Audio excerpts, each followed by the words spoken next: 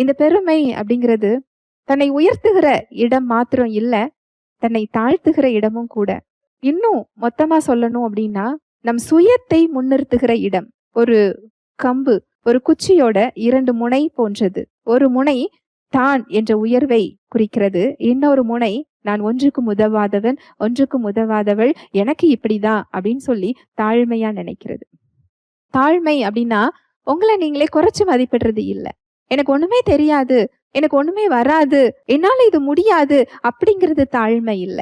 தாழ்மை என்பது அந்த சூழ்நிலையில் தேவன் என்ன கூறுகிறார், அவர் வார்த்தை என்ன சொல்லுகிறது, அவர் என்னை எவ்விதம் பார்க்கிறார், அவர் மற்றவர்களை எவ்விதம் பார்க்கிறார், என்னை எப்படி செயல்பட சொல்லுகிறார், அந்த வார்த்தையின் அடிப்படையில நீங்க ஏற்றுக்கொள்றதுக்கு பேரு தான் தாழ்மை. பணிவுங்கிறது அதுதான். உங்க சுயம் என்னன்னாலும் சொல்லலாம், உங்க சுயம் உங்களுக்கு ஒத்துழைக்காம போகலாம், உங்க சுயத்துக்கு வலிக்கலாம், உங்க சுயத்துக்கு விருப்பம் இல்லாம இருக்கலாம். அவர் சொல்லுகிறார், அதை நான் ஏற்றுக்கொள்ளுகிறேன்.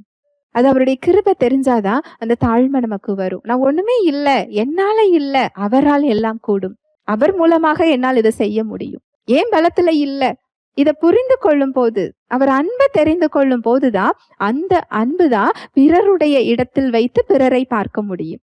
ஒரு சூழ்நிலைய தேவனுடைய வல்லமையின் அடிப்படையில, வார்த்தையின் அடிப்படையில பார்க்க முடியும். அந்த தேவ அன்புதான் உங்களை நீங்களே அவர் பார்க்கிற விதமாக பார்க்க முடியும். ஹல்லேலூயா, பிரைஸ் தி லார்ட்.